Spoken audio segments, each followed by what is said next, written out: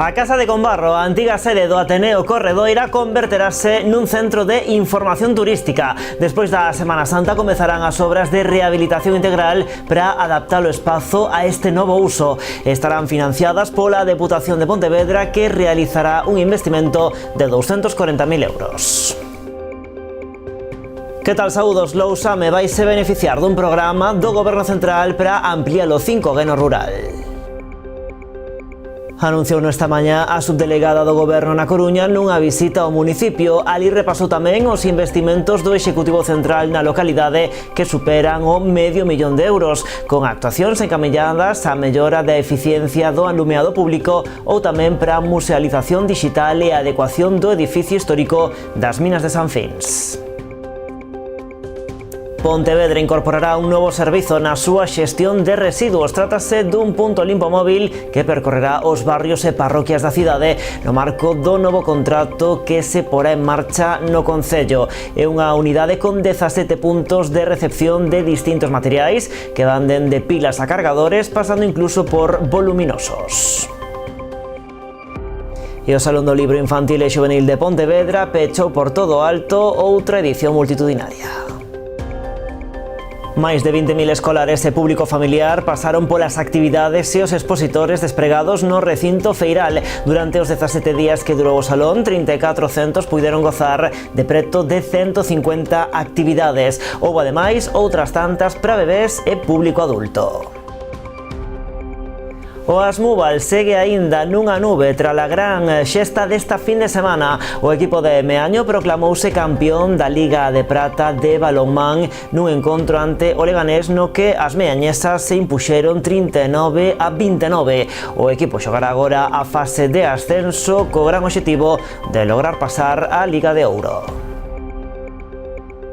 En Ribeira, vila onde naceu o encontro de embarcacións tradicionais de Galicia en 1993, volverá a ser sede deste evento. Celebrarase entre o 17 e o 20 de xullo e contará cuns 150 barcos. Haberá ademais un extenso programa de actividades culturais e degustacións gastronómicas ao longo das 4 xornadas. E parece unha fake news, pero non o é. Jennifer López ofrecerá un concerto en Pontevedra o 8 de xullo no Parque de Tafisa. Trátase dunha das 5 paradas que a neoyorquina ofrecerá en España. Así, con J-Lo, imos comezando as novas do día.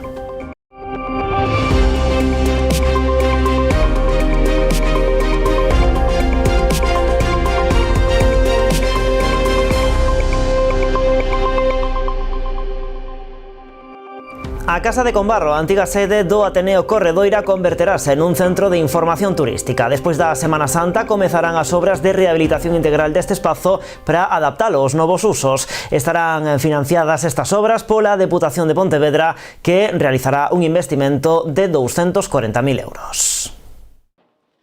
Despois da Semana Santa comezarán as obras de rehabilitación da Casa de Combarro no concello de Poio. O histórico inmoble antiga sede do Ateneo Corredoira converterase nun centro de información turística. Novo centro de referencia que poña en valor toda esa riqueza cultural, patrimonial e natural de Combarro e o que é toda esta contorna. A actuación estará financiada pola Deputación de Pontevedra. A Administración destinará 240.000 euros. 140.000 servirán para a demolición da cuberta actual e a execución dunha nova, a limpeza da fachada de pedra e a substitución das carpinterías exteriores de madeira, entre outras intervencións.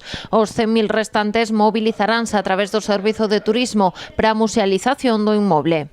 Aquí nos vai a enclavar perfectamente ca estrategia, unha vez que o puxamos en marcha, que temos na Diputación, que é a desestacionalización, a descentralización de todo o que é a parte do turismo. Tralo seu inicio, as obras terán un período de execución de 6 meses. Recordemos que a Deputación ten cedida a titularidade desta Casa de Combarro ao Concello de Poio. Agradecer a Diputación de Pontevedra esta aposta clara e forte para poñer en valor o noso patrimonio e, sobre todo, para poder seguir convertindo a Combarro e, en este caso, o noso Concello como un referente no patrimonio, na cultura e no turismo en toda Galicia e en todo o Estado e, como non, tamén sendo un referente a nivel internacional. A renovación da instalación eléctrica e iluminación con tecnoloxía LED, a reforma do aseo do Baixo e unha nova instalación de fontanería e saneamento son outras das intervencións que se realizarán no marco destas obras. E a subdelegada do Goberno na Coruña, María Rivas, visitou esta mañá o Concello de Lousame. A visita respondía á rolda de contactos que a representante do Goberno Central está a manter cos concellos da provincia. En Lousame, a subdelegada do Goberno na Coruña, María Rivas, foi recibida no Concello pola alcaldesa Teresa Villaverde. Xa no interior da Casa Consistorial mantivo un encontro coa rexedora, no que tamén participaron varios membros do Executivo e o voceiro do Partido Socialista, Juan José Prego. Na xuntanza fíxose un repaso aos investimentos do Goberno Central na localidade, que superan o €500.000, con actuacións encamiñadas á reducción da contaminación lumínica e á mellora da eficiencia do alumeado público, a través do IDAE, ou para a musealización digital e a adecuación do edificio histórico das Minas de San Fins. Escoitar, creo que é fundamental que as administracións nos escoitemos e, sobre todo, coñezamos máis de primeira man cales son as necesidades para poder trasladar a quen corresponda. En ese sentido, bueno, pois creo que a veciñanza, ao final, o que espera de nós, das institucións, é que teñamos a capacidade de escoitarnos, de entendernos e de traballar conxuntamente para o que creo que demandan de nós, veciños e veciñas, non? Que demos solucións aos seus problemas. A subdelegada aproveitou a visita para anunciar que Lousame será tamén un dos 51 concellos de menos de 10.000 habitantes da provincia que se van beneficiar do programa para ampliar a conectividade 5G no rural. Un programa que conta cun investimento de 9,3 millóns de euros. Posteriormente, María Rivas visitaba tamén o CEI plurilingüe de Outes, polo seu compromiso coa economía circular e o cuidado do medio ambiente, que lle valeu ademais o recoñecemento do Ministerio de Educación como un dos 10 centros educativos máis sostibles de España. Comezaron os traballos de reasfaltado no acceso a Illa de Arousa, unha estrada de titularidade autonómica. Trátase dunha bella reivindicación no municipio porque a Xunta non actuaba nesa zona dende hai unha década. Estes traballos forman parte dun conxunto de reasfaltados en 11 municipios da nosa contorna. Unha actuación que en conxunto supera os 3,3 millóns de euros. O estado da estrada de acceso a Illa de Arousa levaba tempo xerando polémica entre a Xunta, quen pertence á vía, e o Concello. O goberno local denunciou en máis dunha ocasión o seu mal estado, lembrando que aquí non se actuaba dende hai máis dunha década. Un problema que hoxe quedou soterrado baixo esta nova capa de rodadura. Trátase dun asfaltado completo entre a ponte e a rotonda da Avenida da Ponte. Concretamente, o que se fai é un fresado das zonas que están mal e unha posterior reposición, ademais de todas a reposición de marcas viais. Nesta actuación en concreto na que estamos, que é na Illa de Arousa, aquí se están a invertir 170.000 euros. A actuación inclúe tamén a posta a punto de outro treito desta PO 307, pero do lado de Vilanova. A previsión é que os traballos estean rematados antes de que comece a Semana Santa. Esta mañá, o alcalde da illa agradecía á Xunta que por fin se actuase nesta vía. Agradecerlle á Xunta pois que por fin, despois de tantos anos de reivindicacións por parte do Concello da Illa de Arousa, hoxe é unha realidade e hoxe por fin pois vemos as máquinas traballando e todos os problemas que estaba causando esta estrada pois vai deixar de causalos. Esta actuación forma parte dun paquete de posta a punto de estradas autonómicas na nosa contorna, pero que a Xunta destina máis de 3,3 millóns de euros. Son en total unha actuación en 11 concellos, en concreto son Cuntis, Moaña, Barro e Pollo, Sanxenxo, Meaño, Vilanova, a Illa, onde estamos hoxe, o Grove, Cambados e Ribadumia. Trátase dunha inversión total nos 11 concellos de 3 millóns de euros por parte da Xunta de Galicia. Na illa, se todo, queda pendente outra actuación que demandan no concello tamén dende hai tempo. Trátase da PO 299 de acceso ao Xufre, que precisa dunha posta a punto en varios treitos. E a Illa de Arousa estuda a creación de 2 bolsas de estacionamento, unha das medidas que pon enriba da mesa o goberno local atendendo ás demandas dos comerciantes insulares. Logo da polémica xerada na vila pola gran reordenación do tráfico que hoxe entra en vigor, o alcalde asegura que está a estudar as demandas dos negocios para que non se vexan prexudicados. Luís Arosa indicou que esta mañá mantivo un encontro coa Asociación de Comerciantes. Apuntou que ata o 15 de xuño, momento no que o plan de tráfico entrará en vigor de forma definitiva, o Concello irá atendendo as distintas propostas da veciñanza, negocios ou hotéis.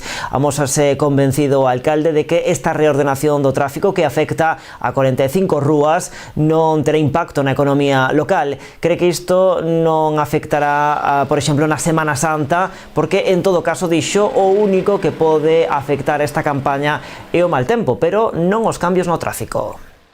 Estuve agora reunidos escoitando as súas reivindicacións, vounas estudiar e a ver como podemos, bueno, pois eu que dixen sempre, non estou aquí para perjudicar nin aos veciños nin aos comerciantes, todo o contrario. E nada, pois vamos a dar unha voltiña e a ver como podemos, pois bueno, o que me puxaron encima da mesa, pois a ver como podemos solucionalo. Trasladáronme, bueno, pois sobre todo o estacionamento, que non hai estacionamento, é verdade, pero é verdade que máis próximo aos seus negocios, pero é verdade que é un pouco complicado porque non temos en sí ese tráfico, ese aparcamento, pero bueno, vamos a estudiar a ver onde podemos pois ubicar outros diferentes aparcamentos e onde poder estacionar os vehículos.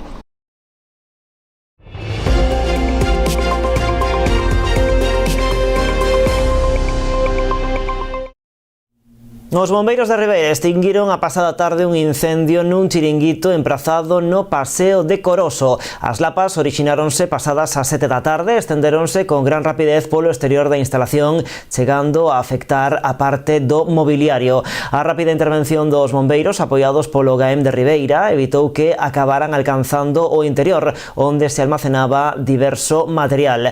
Afortunadamente, non houbo que lamentar danos persoais, posto que a instalación estaba pechada, xa que tan só funciona durante os meses de verán. A espera de que conclúa a investigación, todo apunta a que o incendio foi intencionado.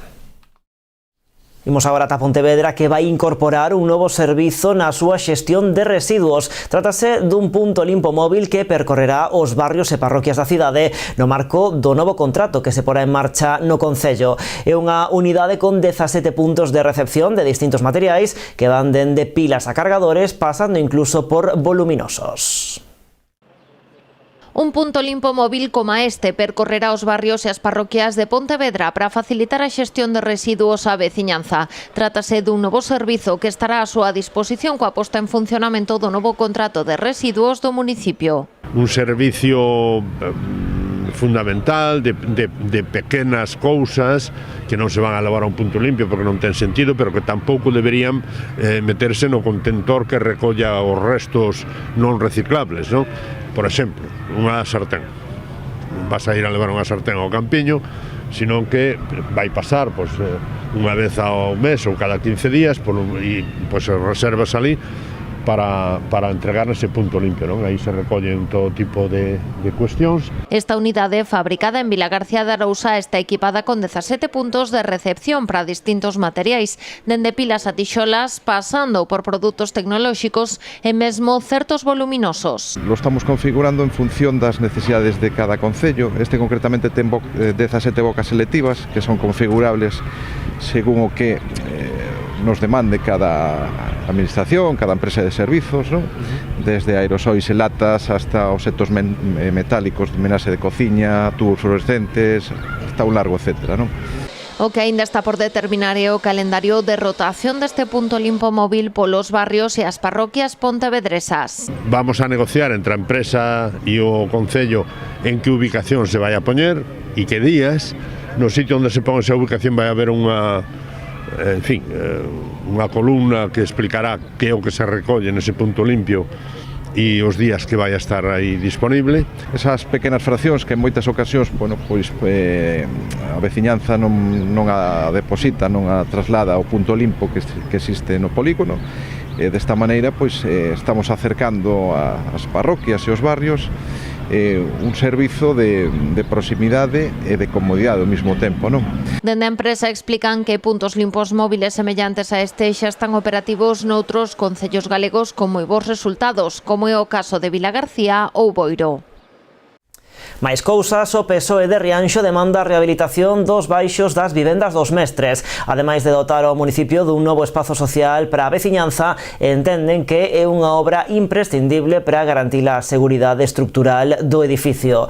Os socialistas urxen ao Concello a axilizar a tramitación desta actuación cunha achega do pos adicional da Deputación antes de proceder á ocupación das vivendas superiores, minimizando, din, os riscos para futuros inquilinos. Propoñen que os locais se destinen a usos sociais e culturais, creando así un espazo céntrico e accesible para a veciñanza. E saiban tamén que a cadea Begal Seroski entregou esta mañá un cheque á Asociación Amicos por un valor de 5.000 euros. Os fondos recadados a través do programa de reciclaxe serán destinados a reforzar os proxectos medioambientais da entidade, así como a impulsar a mellora das oportunidades de emprego das persoas con discapacidade intelectual. De Ribeira, coa participación do director xeral de Amicos e varios representantes da firma.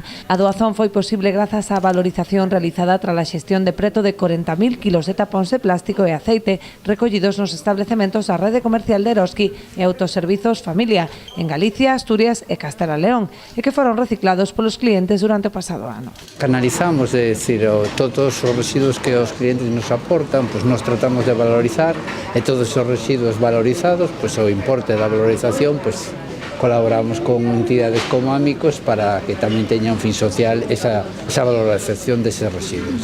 A empresa leva anos colaborando con Amicos en proxectos relacionados coa reciclaxe e outro tipo de accións medioambientais, como é o caso do programa Remar, liderado pola asociación, que tiña como obxectivo a custodia ambiental para a reducción dos residuos no espazo mariño protexido do Arco Atlántico galego. Son moitos anos, son continuamente, e é destas empresas non só que se comprometen, sino que o fan a largo plazo e demostran non só a súa implicación, sino o seu compromiso.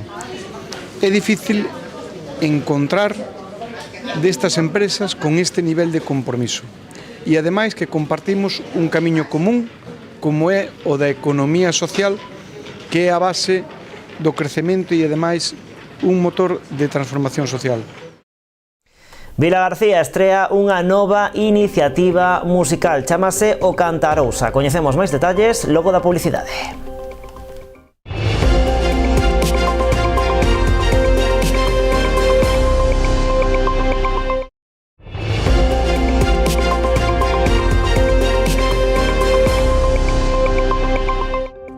Aquí seguimos nas novas en Canal Rías Baixas, todo listo en Porto do Son para celebrar a Semana Santa que dará comezo este mesmo venres. Os diferentes actos que se levarán a cabo foron presentados nun acto celebrado a pasada tarde na Capela da Atalaya. Contou coa presenza do párroco de Noia, José Ortoño, encargado de dar lectura ao pregón. Coa lectura do pregón na Capela da Atalaya, a cargo este ano do cura párroco de Noia, José Ortoño, dábase inicio á programación de Semana Santa en Porto do Son, deseñada como é habitual pola Confraría da Paixón do Noso Señor, en colaboración co Concello.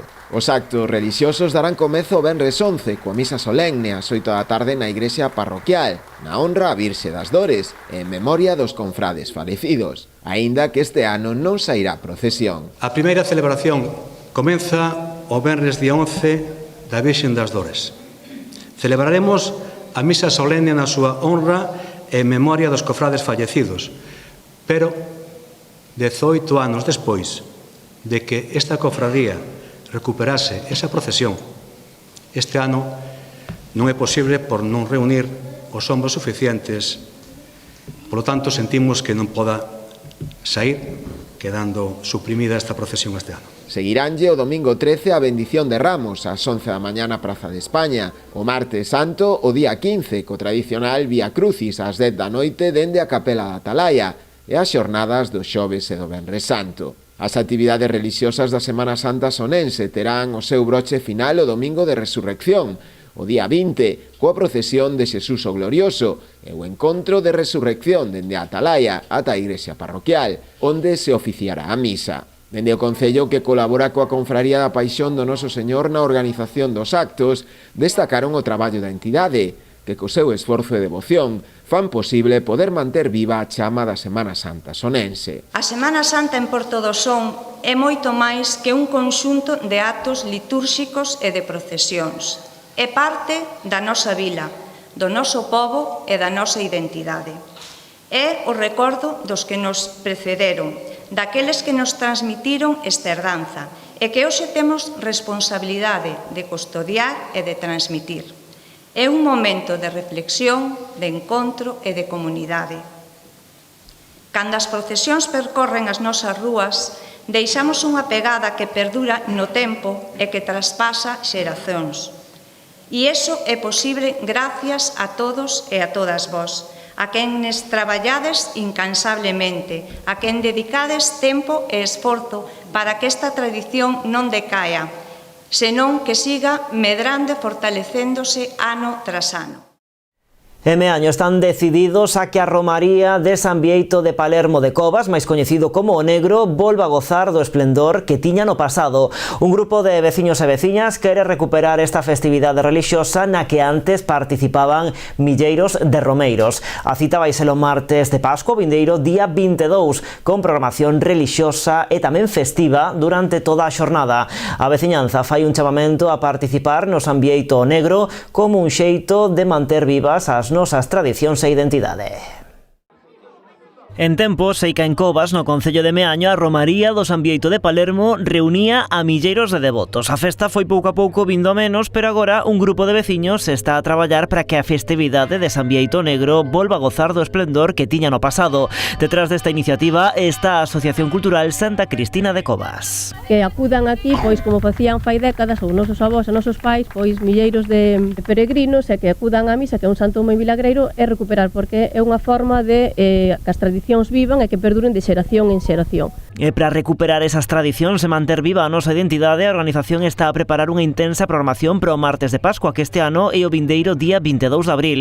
Ademais da parte relixiosa, con misas a mañá e a tarde, a procesión coa banda de gaitas con Doxido, haberá hinchables para a rapazada, as tradicionais poxas e, por suposto, unha polveira. Es mi tercer año en esta comunidad parroquial, es el tercer San Benito que celebro y hemos querido irle poniendo un poco de alegría y de gozo a esta festividad para que los atrayentes que más de lo espiritual también representan y simbolizan el don de la fraternidad, el don de la amistad y sobre todo el don del compartir, pues se haga especial en ese día martes de Pascua. Na presentación desta romaría participou tamén o alcalde de Meaño. Carlos Vieitez felicitou a organización por este gran esforzo para tentar devolverlle o esplendor a esta romaría do San Bieito de Palermo de Covas. Tomou esta iniciativa de recuperar unha tradición que me comentaban aquí os máis maiores, me comentaban que antigamente comían por as zonas próximas aquí da iglesia e os propietarios das parcelas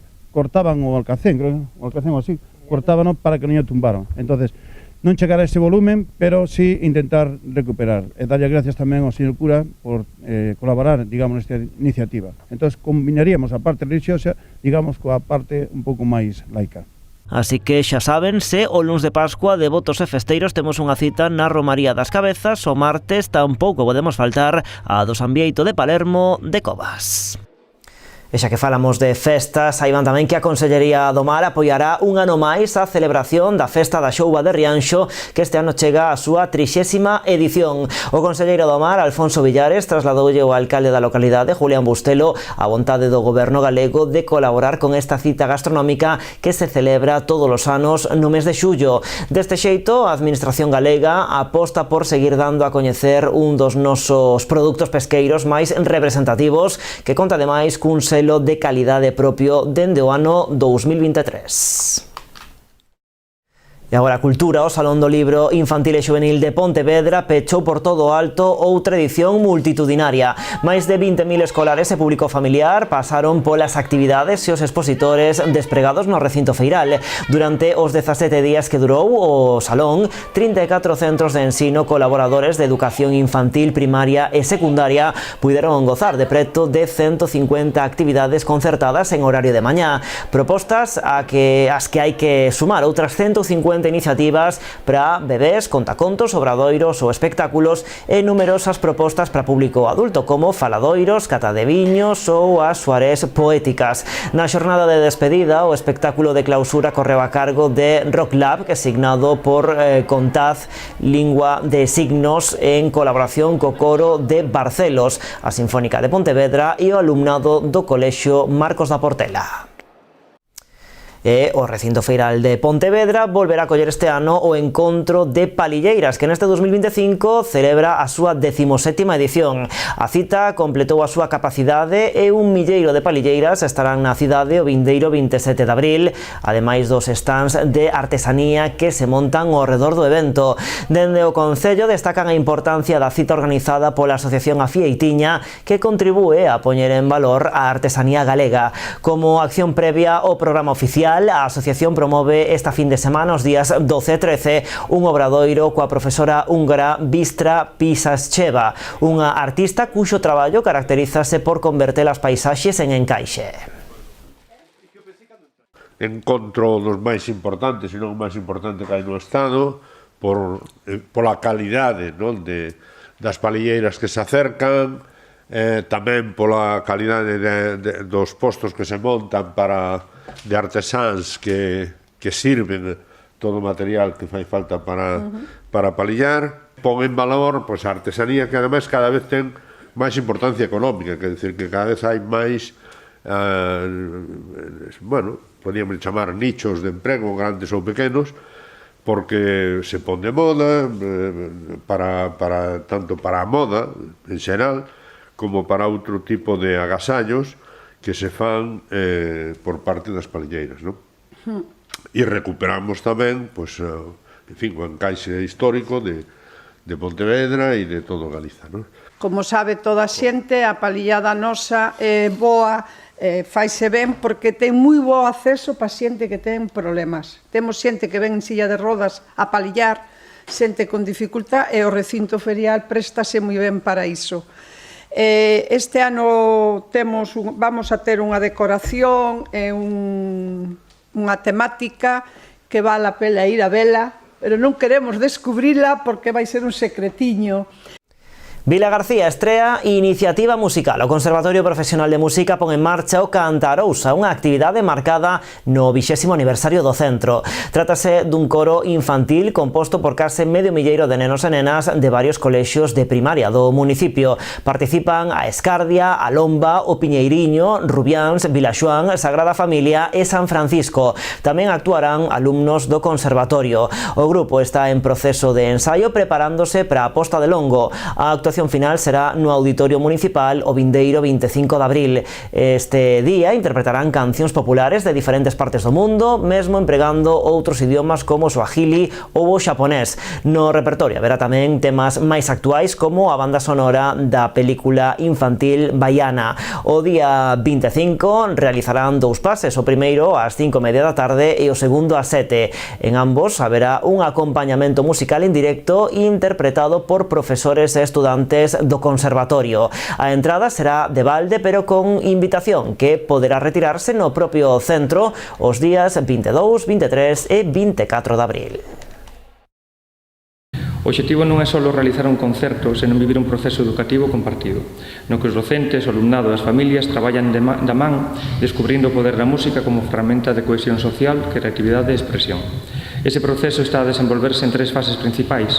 A primeira foi a formación do mestrado, nunha xornada inicial celebrada no Conservatorio. A cantante e directora de coros Marina Penas presentou o repertorio e as coreografías ao mestrado dos centros participantes. A partir deste encontro escolléronse conxuntamente as cancións que se interpretarían no concerto. A segunda son os ensaios nos centros, comenzaron en febreiro e continúan nestes momentos. Durante ese tempo, os nenos e nenas están a traballar nas aulas co apoio dos seus mestres e mestras. Esta fase culminará o 23 de abril pola mañá cun ensaio xeral no Auditorio Municipal, onde por primeira vez se reunirán os 470 estudantes que participan. Que si algo pode presumir esta cidade é que é unha cidade moi viva, é unha cidade moi dinámica e que temos unha actividade cultural e deportiva que xa lle gustaría a cidades de moitísimo máis tamaño que dos que ten esta cidade, con máis poboación. Temos a sorte dunha tradición de ser unha cidade inquieta culturalmente, E cos anos todavía eu modestamente tamén teño que decilo que se vai potenciando. E o Circo de Pinocho xa chegou a Vila García, deixa atrás unha intensa fin de semana con varias funcións e moi boa acollida por parte do público. O espectáculo descansa agora uns días, pero non deixa a cidade porque volverá a abrir as súas portas no ramal a vindeira fin de semana. Tomen nota porque hai funcións o venres, o sábado e o domingo. Trátase do primeiro circo galego íntegramente na nosa lingua, no que se mestura dramaturxia cunha ampla escolma das máis tradicionais acrobacias circenses. O espectáculo busca ir un chisco máis alá porque logo de converterse en humano seica o gran desexo de Pinocho é ter un circo. As entradas pódense mercar en circodepinocho.gal e en a taquilla. O prezo varía entre os 10 e os 20 euros segundo a función.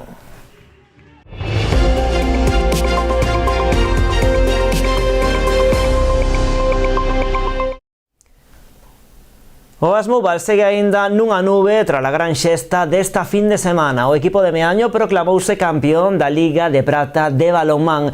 Foi nun encontro ante o Leganés no que as meañesas impuxeron 39-29. Un partido na que as locais foron tomando distancia e situándose moi por riba das visitantes. O encontro disputado no pabillón de Coirón asistiron centos de seareiros que non querían perder esta gran cita do Asmúbal. Coa victoria desta fin de semana, o equipo pecha un ano brillante. Agora o seu soño podería ir máis alá porque o equipo vai xogar a fase de ascenso co gran obxectivo de lograr pasar a Liga de Ouro.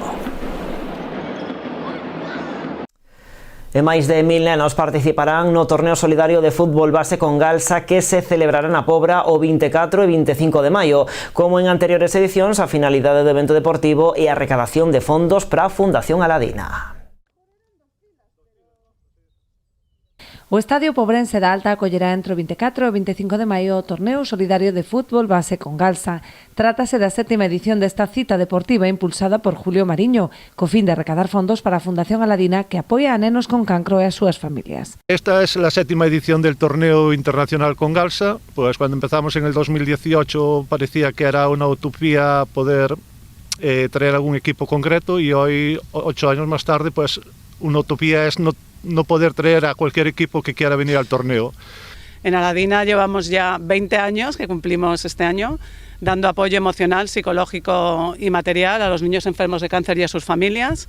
Aladina está presente ya en 22 hospitales de toda España, públicos, y si Dios quiere, estaremos también en el Clínico de Santiago en breve. Máis de 1000 rapaces de clubs de toda España e mesmo de Europa tomarán parte nesta fin de semana deportiva, na que a competición é o de menos. El deporte para nosotros, para las Secretarías de Deporte, no solamente es competición, es también salud, es calidad de vida y es orgullo de país.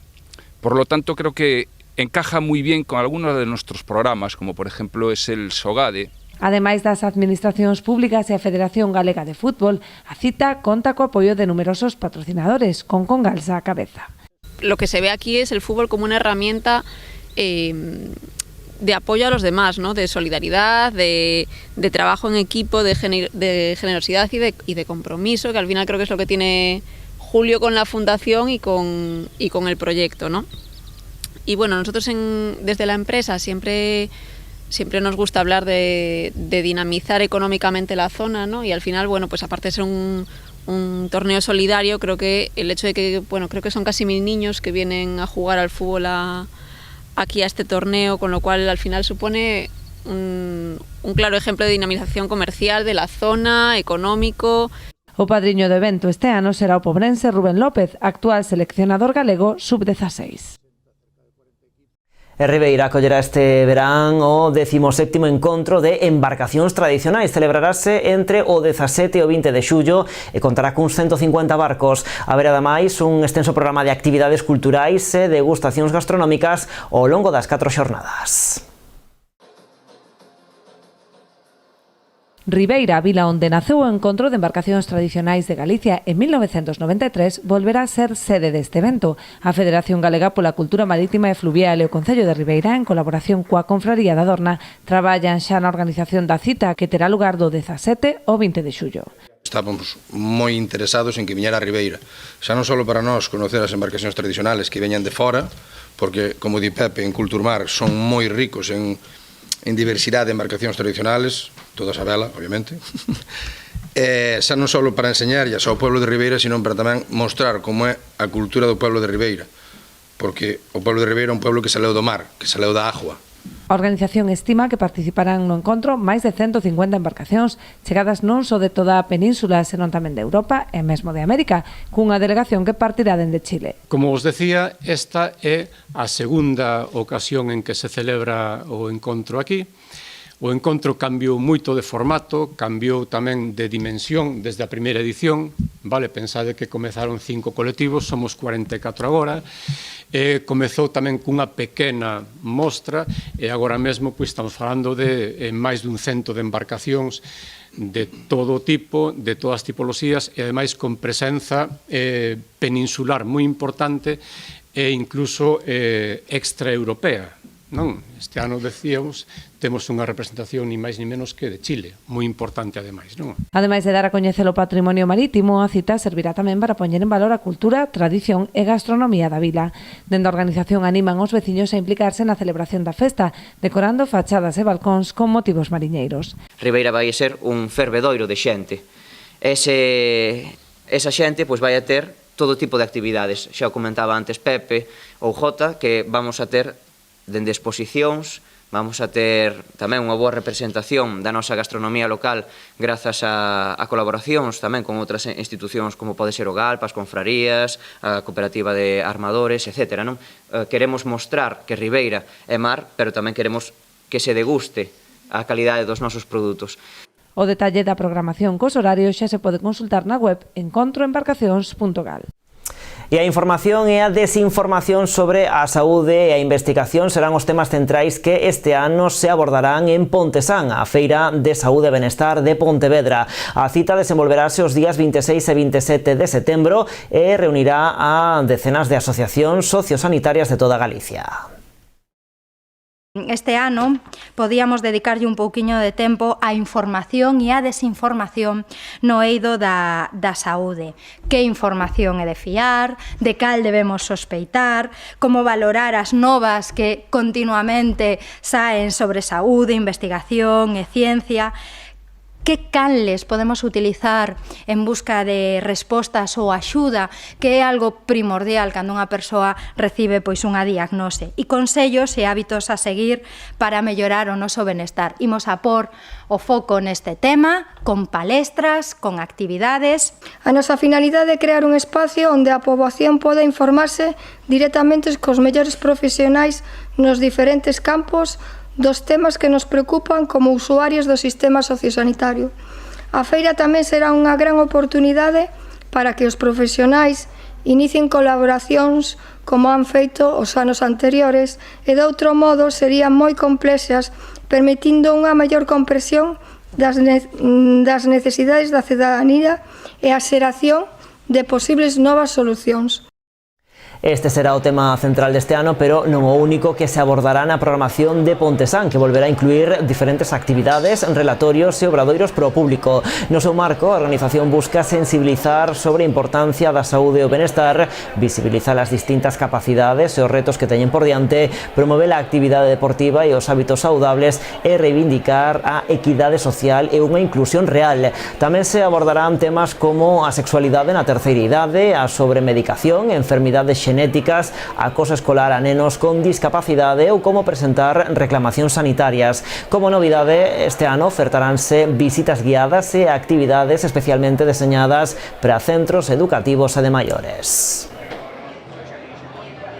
Pois así rematamos. A actualidade continúa en canalriasbaixas.com e tamén nas nosas redes sociais. Como sempre, graciñas por estaren aí.